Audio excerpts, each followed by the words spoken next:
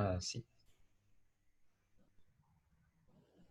Grabando Raíces 479, Roberto Junco, Elena Barba, Tronco 1, 3, 2. Insertar lectura 1, Historias de vida, Pilar Luna, R. Guerena.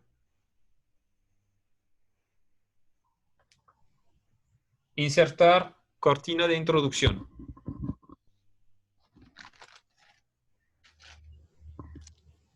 Muy buenas tardes a todos, bienvenidos en su programa Raíces desde el confinamiento. Están escuchando Radio UDEM 90.5 de frecuencia modulada en Monterrey y también por internet en Radio UDEM, por medio de la página de la Universidad UDEM.edu, diagonal Radio UDEM, también directamente en pues aplicaciones móviles, por supuesto.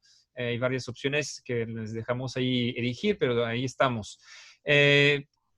Como cada semana, pues les proponemos una serie de reflexiones que hacemos sobre la arqueología, sobre la antropología en México.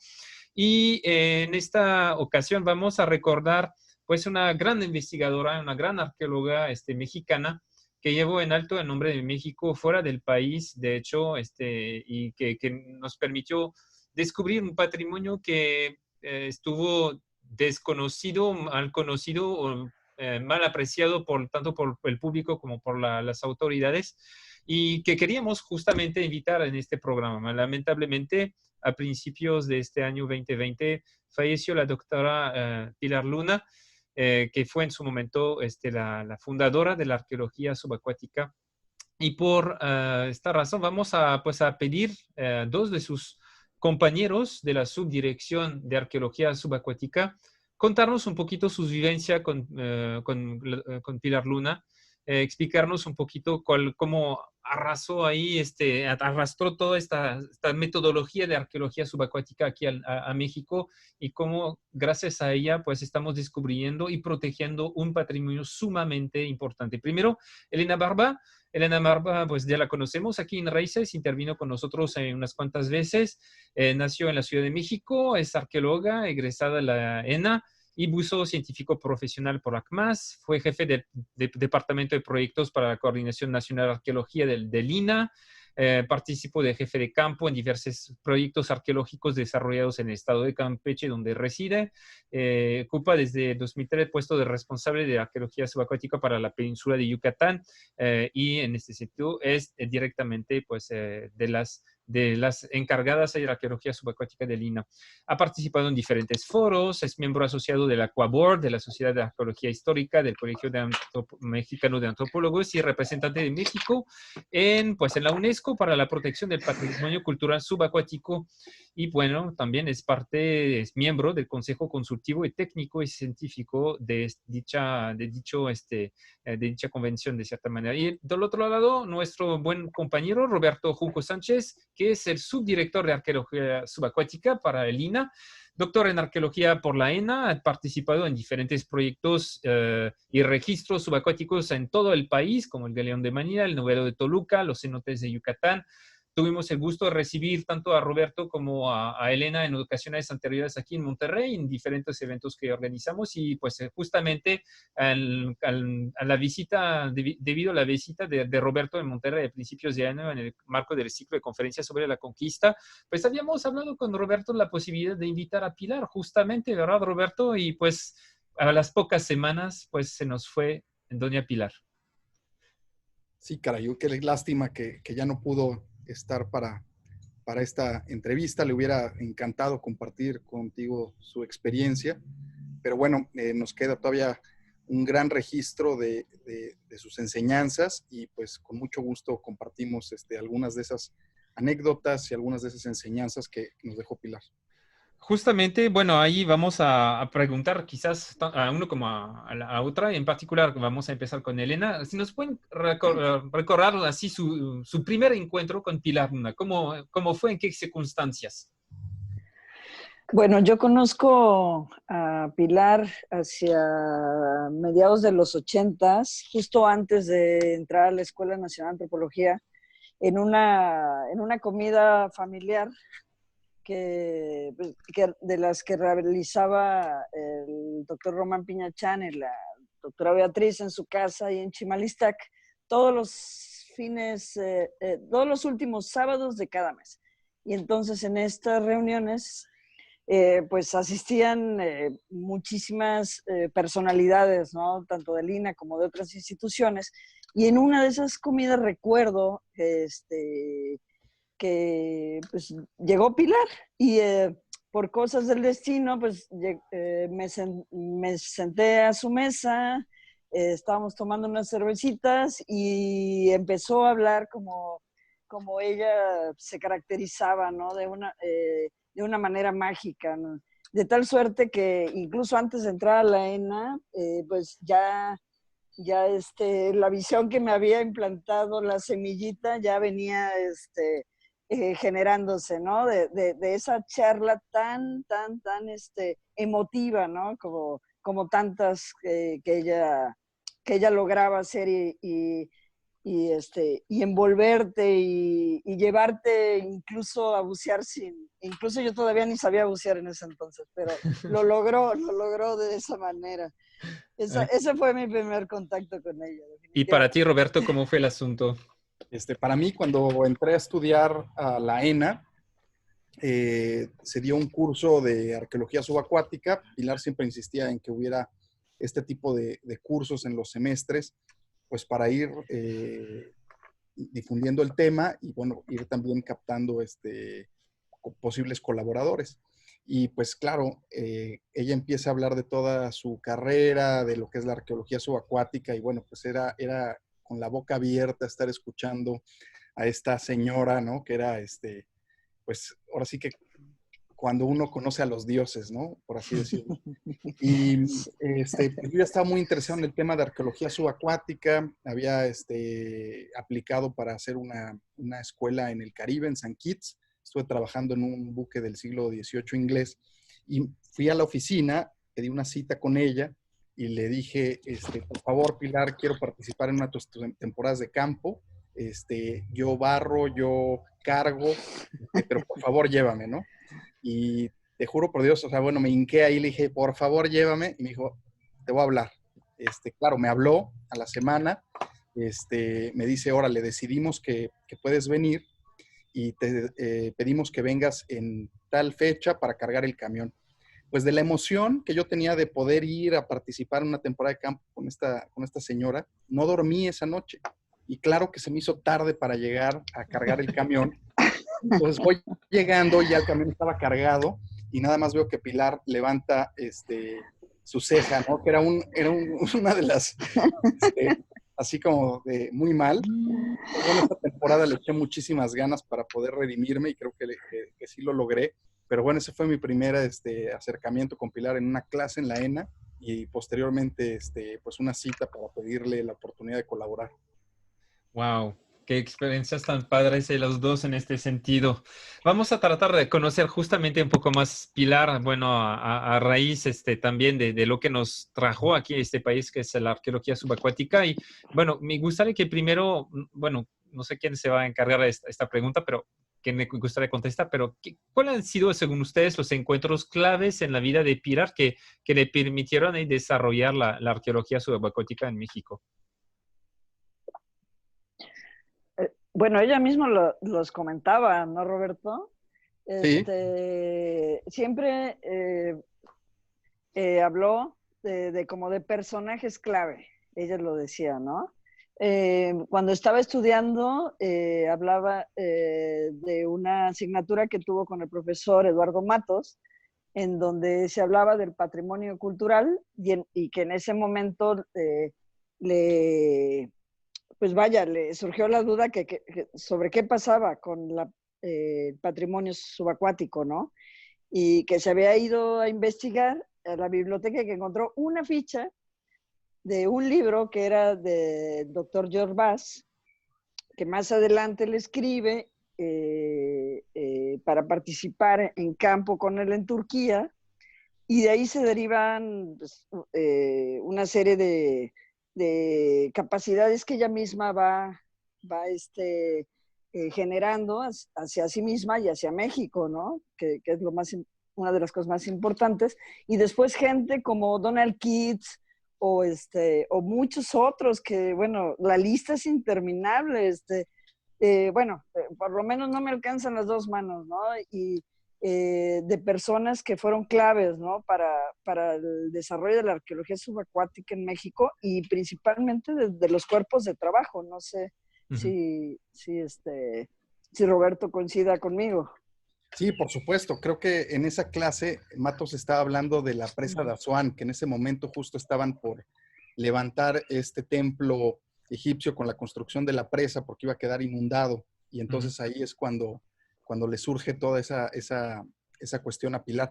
Pero Elena, ¿por qué no abundas también en la relación en la UNESCO durante todo ese periodo en que logra formar un equipo y logran pues los lineamientos de la Convención 2001? Porque es un capítulo también muy interesante. Claro, yo creo que precisamente de ella haber tenido relación y haber buscado a las personas idóneas, como ella lo decía, tal cual, para este desarrollo de la arqueología subacuática en México, pues se fue haciendo de un camino ella misma en donde le fueron reconociendo todos estos pues, puntos a favor, ¿no? De estrellitas que fue generando a lo largo de su vida, y entre ellos, pues, de tal suerte que pues acaba siendo designada como la primera representante ante la Convención de 2001 sobre la protección del patrimonio cultural subacuático. Y es ahí donde, pues, con todas estas personalidades, principalmente la doctora Dolores Elkin, la doctora Marga Lessica Denton de Isla Caimán, la primera de Argentina, Tony Carell, también de Norteamérica, pues crean como, digamos, vamos a decirlo así, un frente común latinoamericano para que el patrimonio cultural subacuático tenga una protección desde la visión de América, ¿no?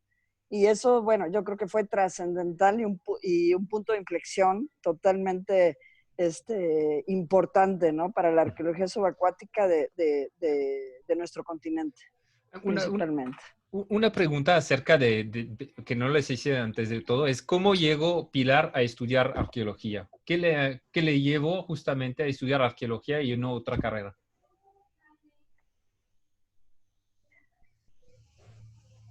Bueno, ella, no sé, Roberto, lo que yo sé es que, sí, de lo que llegamos a platicar es que ella viene de una familia que finalmente, y pensemos, ¿no? En la época también, donde las mujeres pues no necesariamente trabajaban, ¿no? Aparte. Y aparte.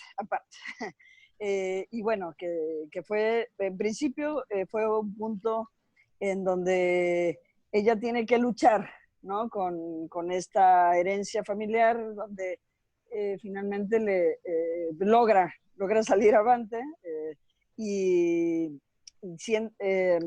el vínculo con el agua ya lo tenía porque era profesora de natación previo a entrar a la carrera de arqueología. Y bueno, como yo creo que nunca fue clara exactamente de cuándo surgió, por lo menos a mí no me lo compartió, no sé, Roberto. Sí, yo tampoco, Elena, yo tampoco. No, nunca lo comentó así. Sí, ese pedazo.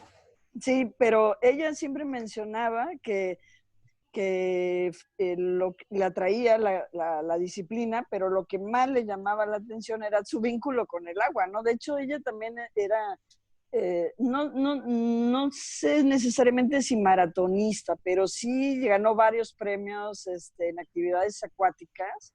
O sea, su vínculo con el agua, vaya, era innegable, ¿no? Bueno, pues vamos a escuchar justamente nuevamente a Pilar Luna hablándonos de lo que es pues el patrimonio. ¿Qué representa el patrimonio como herencia? Es un fragmento ahí que sacamos de una charla que dio hace 4 años en Guadalajara en los TEDx Talks y esta exponió justamente su visión del patrimonio, su visión del patrimonio y cómo lo debemos de cuidar. Escúchenla y vamos a luego regresar con ustedes para pues, seguir hablando justamente de esta visión que tiene del patrimonio. Insertar lectura 2, TEDx, sabes que tienes una herencia, Pilar Luna.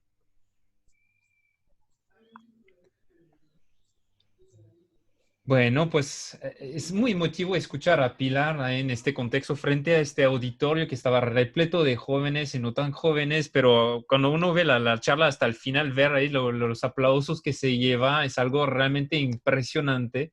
Y la sentimos muy emocionada también al final, a raíz de eso. Bueno, ahí el fragmento que les pusimos más bien es al principio, pero a mí una de las cosas ahí que me gustaría saber, ya que, bueno, en el caso de Roberto quizás, que la tuvo ahí de profesora, de formadora, cómo era Pilar de profesora? ¿Era buena onda? ¿Era de que te voy a poner el cero si no haces ahí la tarea bien? ¿O cómo era? Mira, era sumamente ruda. Pero poco a poco se fue digamos que Suavizando. bajando, suavizando. Pero yo me acuerdo que en esa primera temporada de campo que participé en 2004, eran unas juntas maratónicas de 3 o 4 horas en el calor de Campeche a todo lo que daba, y donde ella empezaba a desviarse a cosas que al parecer pues no tenían mucho que ver con lo que se estaba discutiendo, pero donde ella trataba de enseñarnos de que estuviéramos preparados, de que estuviéramos alertas y, por supuesto, lo más importante, siempre que tuviéramos calidad humana. Entonces, ella siempre en todas estas juntas acabábamos todos llorando, acabábamos todos casi que abrazándonos, porque todo acababa en una cuestión, pues, como humana, de ser, digamos, buenos seres humanos, finalmente, ¿no? Que había que hacer un gran trabajo, que había que hacer un trabajo muy, muy profesional, pero sobre todo que teníamos que ser excelentes seres humanos. Entonces, esa calidad de Pilar es muy raro encontrarla en cualquier profesión, yo creo, en cualquier medio, formadores que se preocupen no solo por la cuestión laboral, sino también por la cuestión humana, ¿no? Eso es muy claro que Pilar era una sobredotada en ese sentido, ¿no? Que le ponía un énfasis brutal a la parte humana. ¿Elena? Sí, totalmente de acuerdo con Roberto. De hecho, las reuniones fueron apodadas los juntatón, precisamente, precisamente por el tiempo que duraban. Yo llegué a estar en una reunión con ella en la ciudad de Champotón, que duró 3 días. Nada más parábamos para comer y dormir, y seguía la reunión. 3 días de reunión. Fue impresionante. Pero sí, coincido con Roberto.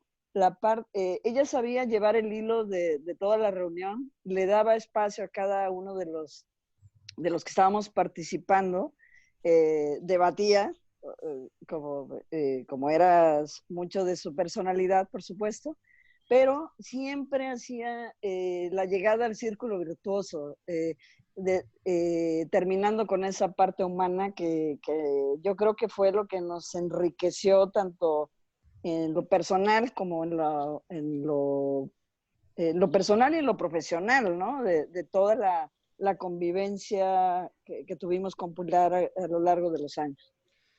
Una pregunta ahora más bien sobre, bueno, ahí vamos ya llegando a la parte más bien de cómo surgió la subdirección. En otra ocasión pudimos hablar ahí con Roberto y contigo también, Elena, pues, de cómo surgió la dirección subdirección de arqueología subacuática, pero para ella realmente, ¿cuál fue el acto ahí fundamental, la raíz que hizo que apareciera ahí una subdirección de arqueología subacuática en el INA? Bueno, yo creo que hay como varias etapas, ¿no? Definitivamente. Pero si quieres hablar de la primera, si lo podemos Sí. poner así de manera diacrónica, fue precisamente la detección por parte de unos exploradores norteamericanos en el área de Cayo Nuevo de un sitio del siglo XVI en donde identifican lo que ahora sabemos que es el cañón más antiguo en su tipo del hemisferio occidental, la Media Culebrina. Y de ahí la derivación a invitar a estos personajes de los que comentamos, ¿no? personas claves para el desarrollo de la disciplina, que es el trabajo surge en 1979 y de ahí en 1980 ya es que se crea como departamento el área de arqueología subacuática del INA, que ya hacia 1998, 99, se convierte en subdirección, básicamente. Ujú.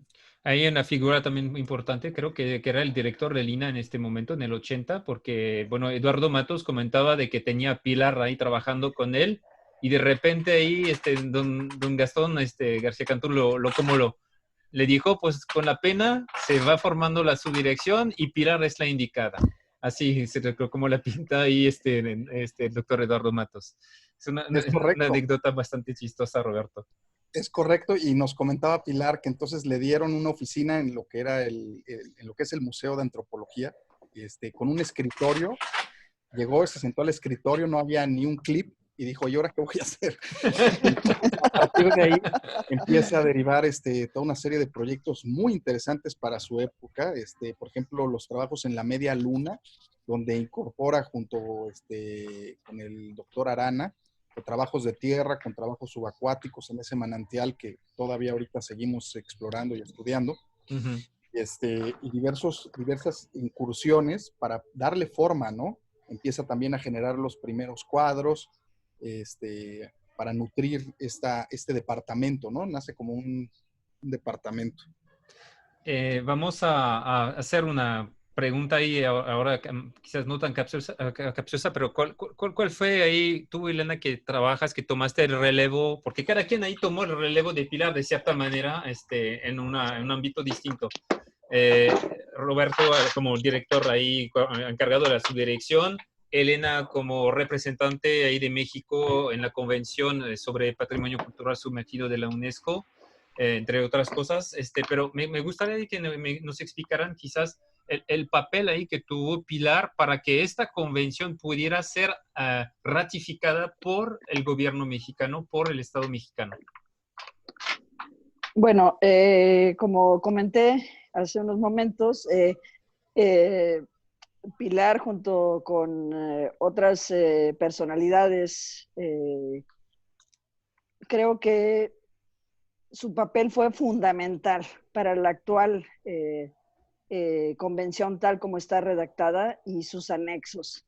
Recuerdo que Pilar me platicaba previo a mi ingreso a la UNESCO cómo fue todo este proceso, y cada día de sesión se llevaban como la tarea a la habitación del hotel y se ponían a trabajar hasta altas horas de la noche para dejar los textos párrafo por párrafo bien definidos, en torno a la protección, conservación, investigación y difusión, pero desde un enfoque global, ¿no? Evidentemente, sí, las discusiones fueron muy acaloradas porque había países que estaban en acuerdo con ciertas cuestiones y otros no, principalmente con la definición de la línea territorial. Pero yo creo que sí, el papel fue fundamental de Pilar para generar este texto de la convención, de tal suerte que, pues, que ella se hace merecedora a premios, ¿no? Años después, gracias a esta colaboración y a este impulso que le dio a la convención. Pero algo también bien importante, además de la convención, es todo digamos, el aspecto que generó en América Latina. Una vez que México ratifica la convención en el 2003 y después en 2009 entra en vigor, diferentes países de América Latina siguen el ejemplo de México, ¿no? Y yo creo que eso es de las cosas también a recalcar en este sentido. Aparte de liderazgo, de cierta manera también. Claro, claro. Muy bien. Es que fíjate, Bueno, Pilar sí. tenía una característica, bueno, muchas características muy interesantes, pero no solo era una profesionista que te revisaba los textos y te encontraba la coma que faltaba, en fin, era muy minuciosa. pero también era una persona que tenía un trato como, pues como si fuera diplomática también, fíjate, ¿no? Entonces ella podía codearse con políticos, podía codearse con gente, y entonces eso le daba como muchas herramientas para poder ir amarrando en diferentes niveles todas estas propuestas que impulsaba. Entonces, desde cómo se vestía, desde cómo hablaba, pues no era solo su calidad humana de que ya platicamos ahorita, sino que también tenía todas estas calidades, estas características de como si fuera diplomática, como si fuera, pues era una mujer de mundo realmente, y todo eso ayudaba mucho a que pudiera precisamente hablar lo mismo con el director en la UNESCO que hablar con un pescador para sacar unas coordenadas de un sitio. Bueno, pues eso son cosas muy interesantes ahí, obviamente, que nos permiten discernir un poco la personalidad de Pilar también, de todo lo que nos están comentando. Vamos a regresar después de un corte musical, ya que hablamos del mar. Bueno, para mí una pieza fundamental para que se conociera siquiera el patrimonio subacuático sumergido de México, que es el patrimonio natural. Hay una figura fundamental para nosotros en Francia, que es Jacques Cousteau. Y en particular por sus obras, sus documentales que hizo ahí por la isla de Cozumel en su momento, que ha convertido de hecho Cozumel como una meca del buceo a nivel internacional, con lo que lamentablemente implica en términos de daños al medio ambiente. Pero en los 90s hay un compositor francés que se llama Jean-Michel Jarre, que era un compositor de música electrónico que compuso así un disco que se llama Esperando a Cousteau, como Esperando a Godot, pero Esperando a Cousteau, y uno de sus títulos es justamente Calypso. Entonces ese es un pequeño homenaje ahí a Pilar mediante esta música ahí de Jean-Michel Jarre con Calypso.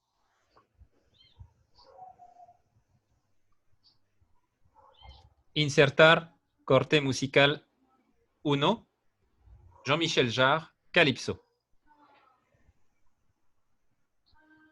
Insertar corte institucional. Y le ponemos seguir así porque Zoom me dijo que tenemos derecho a 40 minutos más. ¡Yay! Entonces no vamos a tener que recortar. Le seguimos de una vez. ¿Parece? Bueno, pasamos a tronco 2 y vamos a hablar en particular de la relación con Naya. Grabando Raíces 479. Roberto Junco, Elena Barba, tronco 2. 3, 2. Bueno, ya que escucharon los avisos ahí de la universidad, recordamos que estamos en Raíces desde el confinamiento de nuestras casas, ahí con nuestros invitados el día de hoy. Roberto Junco, encargado ahí de la subdirección de arqueología subacuática de Lina, y Elena Barba, que pues básicamente representa pues a México en la UNESCO, en la Convención de Patrimonio Sumergido, y también que está a cargo de todo lo que es investigación de arqueología subacuática ahí por la península de Yucatán, desde Campeche para Elena, desde pues Ciudad de México para Roberto. Un gusto ahí tenerlos, como lo hemos tenido en otras ocasiones, estar hablando con ustedes de Pilar Luna, esta gran mujer, esta gran investigadora mexicana, y tratamos ahí de hacer un retrato.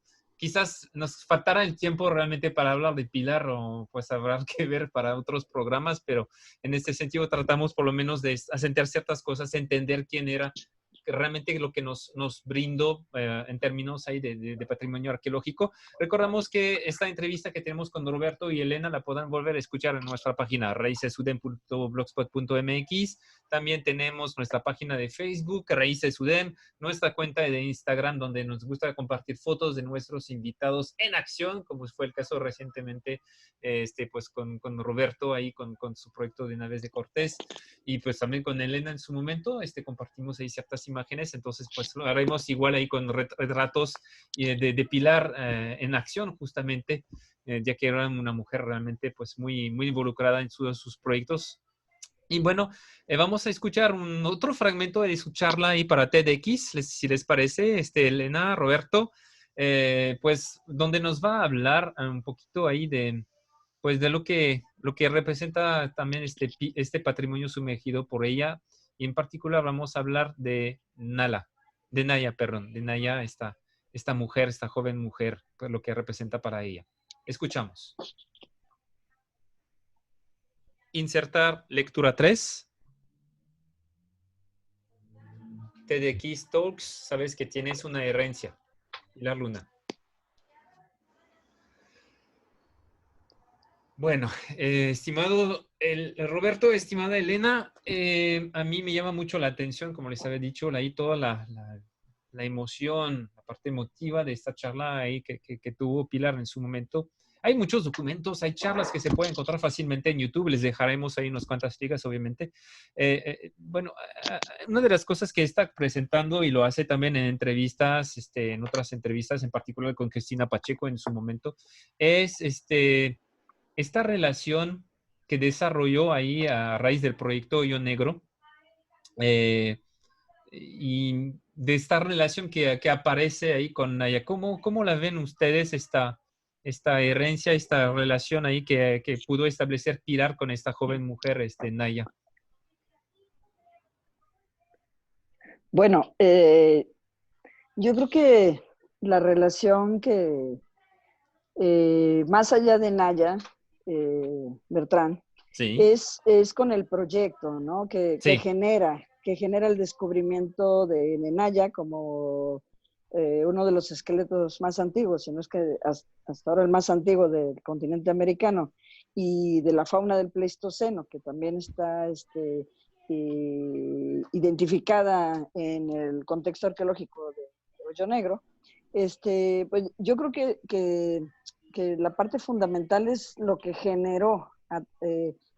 En principio, son como varias etapas. En principio, la relación que se da con los exploradores.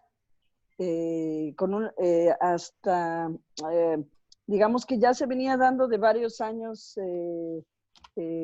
por lo menos en la península de Yucatán, donde era muy importante la participación de buzos, de espeleobuzos, de espeleólogos en trabajos de arqueología subacuática, pero Pilar logra en Hoyo Negro involucrarlos de una manera que fue fundamental. Fundamental en el sentido no solo de la apropiación de este patrimonio hacia ellos mismos y su gremio, sino también en la creación de capacidades que ellos mismos fueron fomentando, ¿no? En el marco del proyecto. Esa es en una etapa. Una segunda etapa también es la integración de grupos, de un grupo multidisciplinario de diferentes instituciones, tanto nacionales como internacionales, colaboradores bueno, de primer nivel, ¿no? De expertos cada uno en su materia, que pudieron o que han venido generando una serie de información de un patrimonio pues que se había estudiado de una manera un poco superficial hasta ese momento, ¿no? O sea que como que da las pautas para continuar este tipo de investigaciones, eso es innegable. Por supuesto, la creación de capacidades y la transferencia tecnológica que se va a dar a corto y mediano plazo derivado de este proyecto, pues también es un punto fundamental. Pero hablando de Pilar, yo creo que como colofón a esto lo que estoy diciendo es la capacidad de liderazgo que tuvo para reunir a todas estas personalidades del mundo de la ciencia, de la antropología, etcétera, y poder llevar esta información y hacerla visible hacia un público de todo tipo, ¿no? Yo creo que eso es uno de los legados, ¿no? que tiene Pilar para con esta evidencia arqueológica descubierta, si nos referimos a Naya y al sitio de Hoyo Negro. Roberto, ¿qué quieres agregar algo? Concuerdo con Elena totalmente y quizás especulando un poco me gustaría agregar, yo creo que Pilar, en el fondo, como todos los arqueólogos, hay una necesidad por encontrar las raíces de uno mismo, ¿no? Entonces uno estudia arqueología para encontrar algo en su pasado, y lo proyectamos hacia el pasado social, etcétera. Entonces yo creo que Pilar se metió a estudiar arqueología de alguna manera para encontrar sus raíces, conectarse con algo de su pasado. Y en Naya encontró, digamos, que pues algo increíble porque encontró a la mujer más antigua que conocemos ahorita en América, digamos, en México, pues, encontró como el origen, ¿no? Entonces yo creo que Pilar se veía de alguna manera, pues, ¿cómo te puedo decir? En ese esqueleto, en esas preguntas que ella y los investigadores han trabajado de quién era Naya, cómo vivió Naya, cómo murió Naya y todo eso, yo creo que Pilar encontró ya así el último, digamos, el más profundo evidencia de una mujer en este territorio, y entonces yo creo que eso le emocionaba mucho, pero bueno, son especulaciones mías eso. No, bueno, debo de agregar que sí, efectivamente le emocionaba al grado que pues los últimos años, y corrígeme si estoy equivocada, Roberto, pues que su dedicación fue total a este proyecto. Correcto, sí, totalmente. O sea, ella verdaderamente tenía un interés porque se supiera más sobre Naya, porque se conociera más sobre Naya. Y te digo, yo creo que en el fondo era encontrarse una mujer del siglo XXI, del siglo XX, XXI, con esta mujer de hace 13,000 años, ¿no? Y ahí se daba una especie de relación entre ellas impresionante. Una pregunta ahora relacionado justamente bueno, con ustedes como responsables dentro ahí de la Subdirección de Arqueología Acuática, tienen responsabilidades muy importantes, están liderando proyectos que también de mucho peso, tomando el relevo, como lo dijimos hace rato, de Pilar en muchos aspectos, y hay jóvenes arqueólogas que entrevistamos como Iris, como Paloma también, vimos ahí mucha gente, Laura Carrillo también, toda esa generación ahí, y curiosamente más mujeres que hombres. Pero con ustedes que viven esta herencia, que de cierta manera son el relevo de Pilar para todas esas cosas, ¿cómo viven esta herencia ahí?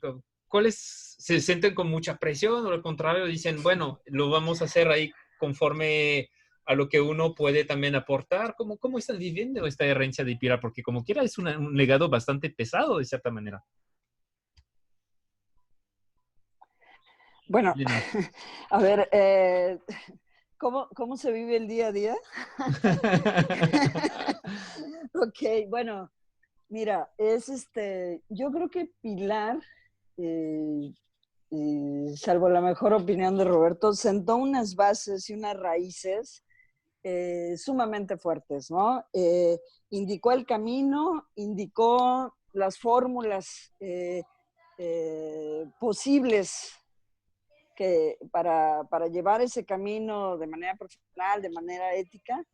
Y bueno, está en cada uno de nosotros por el amor, el cariño y todo lo que nos gusta es la arqueología subacuática, sí, el patrimonio, del estudio del patrimonio cultural subacuático. Entonces está en cada uno de nosotros seguir los pasos bajo también nuestra cierta visión, ¿no?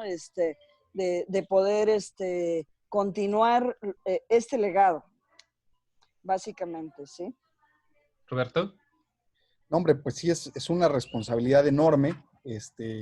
Nos deja con bases muy sólidas, como menciona Elena, tanto institucionales como pues, morales. Y en ese sentido es una responsabilidad continuar con la formación de cuadros, llevando las investigaciones cada vez a niveles más altos, en fin, ¿no? Continuando con su labor. Y pues siempre está la vocecita de Pilar, no lo estás haciendo bien. Al momento de bucear así y por un cenote, escucho a Pilar. Digamos que es una especie de pececito que se quedó ahí en nuestra conciencia. A ver, Roberto. Totalmente. Sí. Pilar, la relación con Pilar, más que una relación puramente profesional, pues adquiría estos tintes cuasi de madre, ¿no? Entonces es como esta mamá que aunque pues ya no esté, te está marcando la pauta, ¿no? Okay. Era una persona muy cariñosa, siempre se preocupaba por tu vida personal, le interesaba siempre mucho saber qué estaba pasando en tu vida, cómo ibas sorteando los problemas o las satisfacciones. Y en ese sentido, pues pasa a formar parte ya como de un ámbito más de madre que incluso de jefa, ¿no? No, y me imagino que para ella era importante saber cómo estaban ahí en términos anímicos, porque bueno, eso cuando uno se lo lleva también buceando, hay que cuidar esos aspectos también, ¿no?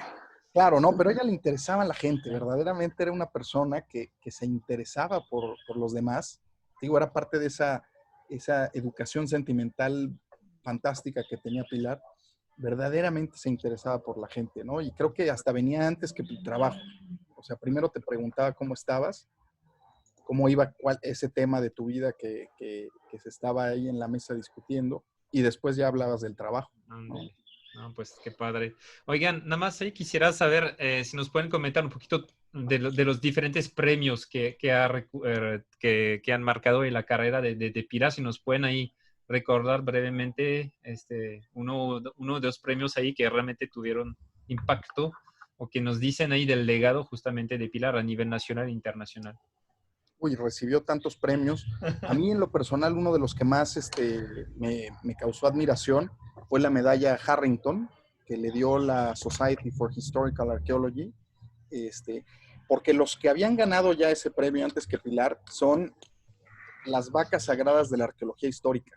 O sea, son los libros clásicos que te lees, son esos arqueólogos que le dieron forma a esa parte de la arqueología. Y entonces cuando a Pilar le otorgan esa medalla, fue verdaderamente emocionante ese calibre de reconocimiento, ¿no? Sí. Elena. Sí, además que fue la segunda mujer en recibirla en el ámbito de la arqueología y en relación a la arqueología subacuática, solo después del doctor George Bass. Entonces, eso habla de la importancia del premio, como dice Roberto. Pero además le dieron premios en Uruguay, le dieron premios, el premio del INA, Alfonso Caso, sí fue, ¿no? Alfonso Caso en el 2009, Roberto. El Alfonso Caso, la medalla Alfonso Caso se la acaban de dar este año, un par de meses antes de que falleciera. Correcto. Le dieron la medalla Alfonso Caso, aunque no pudo estar presente ella, pero el instituto le reconoció con esa importante presea su trayectoria. Yo recuerdo también un video ahí de una entrega de una presa ahí que tuvo en España por la Sociedad de Geografía Española, donde hace un discurso muy escueto de 4 minutitos ahí, pero se la veía ahí auténticamente pues en lágrimas, de la emoción, de la felicidad, de que lo que representaba justamente esta recompensa por ella, porque era la primera latinoamericana en ganar este premio en su momento también. Entonces, pues una mujer multipremiada a nivel pues internacional. Me gustaría... Y perdón, sí. y si me permites agregar, seguramente ahora en el 2021, que es el aniversario de la Convención 2001 de la UNESCO, se le va a otorgar, todo apunta a ello, otro galardón póstumo que es Heroínas y Héroes del Patrimonio Cultural Subacuático, ¿no? Entonces, ay, qué padre. Sí, yo creo que eso también cierra también este círculo, ¿no? Del que hablamos padre. de los premios. Sí. Oigan, sí, pero si queremos conocer justamente el legado de Pilar Luna, ahí, ¿qué nos pueden recomendar como lecturas, ya que el confinamiento ahí nos ayuda mucho a leer, ver documentales, leer que da gusto novelas, etcétera? Pero ¿qué concretamente de accesible podemos conseguir ahí de la mano de Pilar Luna? Yo creo que hay varios documentales que fantásticos, ¿no? Y por ahí hay uno sobre los trabajos primeros en el manantial de la Media Luna, donde se puede ver ahí una Pilar joven buceando, digo, un trabajo pionero porque conjuntaban terrestre con acuático. Está por ahí ese, y luego hay otro sobre la flota de la Nueva España, la búsqueda del galeón Nuestra Señora del Juncal, que se hundió en 1631. Ahí también se puede ver a Pilar en uno de los proyectos, digamos, icónicos que ella generó, que fue la búsqueda de este galeón por toda la presión de los cazadores de tesoros que había por accesar a este barco y todo el esfuerzo que ella metió en defender el patrimonio de estos cazatesoros. Creo que esos dos son dos documentales muy bonitos, donde se puede ver a Pilar en acción. Y también, pues sumados a ellos, hay un documental sobre cenotes y cuevas que hacen en Yucatán hacia inicios del siglo XXI, sí, precisamente, en el cenote San Antonio, que también ella está ahí en ese documental y habla de estos espacios de aguas continentales. Y bueno, también el documental sobre Naya, ¿no? Que está en Netflix, donde también coparticipé, ¿no? Y en muy poco tiempo vamos a tener una publicación que estamos ahorita elaborando, donde alrededor de 50 investigadores que conocieron y trabajaron con Pilar van a publicar pues sus impresiones de haber trabajado con ella, de Pilar.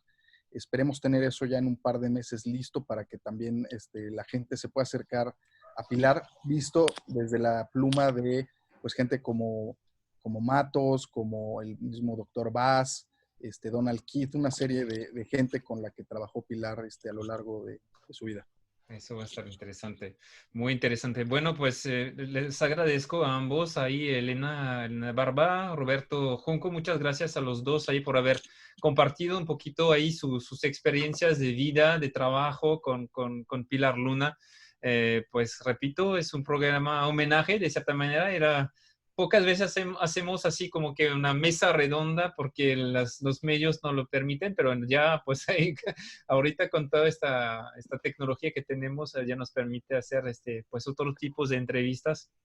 Y pues en este sentido les estoy muy agradecido ahí que nos hablaran así de Pilar. Muchas gracias a ambos por haber aceptado esta invitación. Gracias, Bertrand. Gracias, Bertrand. Y bueno, nosotros vamos a seguir con la programación de Raíces. Vamos a escuchar nuevamente una canción en francés, La Mer, o composición original de Charles Trenet, pero interpretada por Miguel Bosé.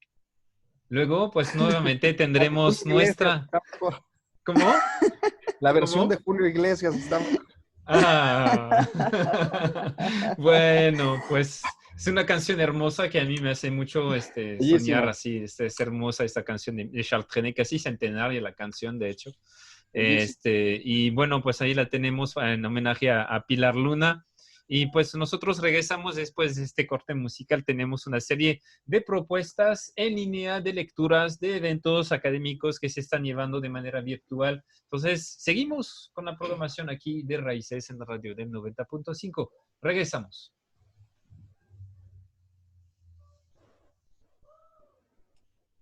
Muy bien. Nada más me falta por ver ahí cómo dejar esto. Yo ya estoy aquí así como en la película de terror.